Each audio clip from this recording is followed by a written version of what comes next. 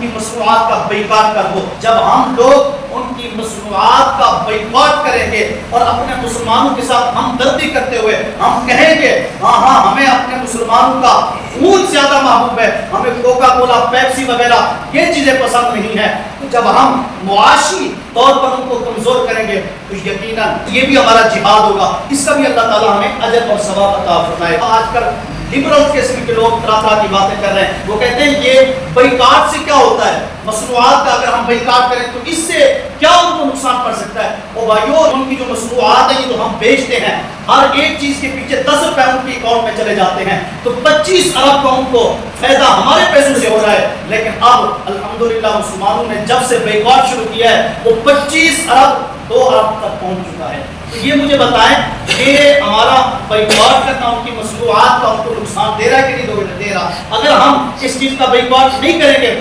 یقیناً وہ ہمارے پیسے کے ذریعے اسلحے خریدتے ہیں, ہمارے پیسے کے ذریعے ہمارے مسلمان ماؤں بہنوں کو وہ ذبح کر رہے ہیں. اور حضور علیہ السلام نے ارشاد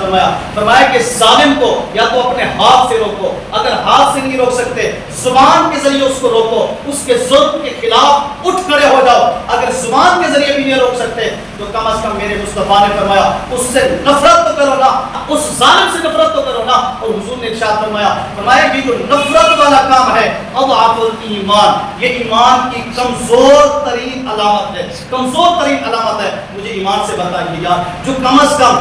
کم ان کی مصنوعات کا بائیکاٹ ہی نہیں کر رہے تو گویا کہ وہ ان سے نفرت ہی نہیں کر رہے. تو جب نفرت ہی نہیں کر رہے تو فرمایا اگر نفرت کرتے تو کمزور ایمان والے ہوتے, جب نفرت ہی نہیں کر رہے تو بتاؤ یہ پھر مسلمان کہاں پہ کھڑے ہیں, کس کیٹیگری کے اندر کھڑے ہیں, کس درجے کے اندر کھڑے ہیں. اس وجہ سے تو علامہ اقبال نے بھی درد مندانہ ایک پیغام دیا تھا, فرمایا یوں تو تم سید بھی ہو,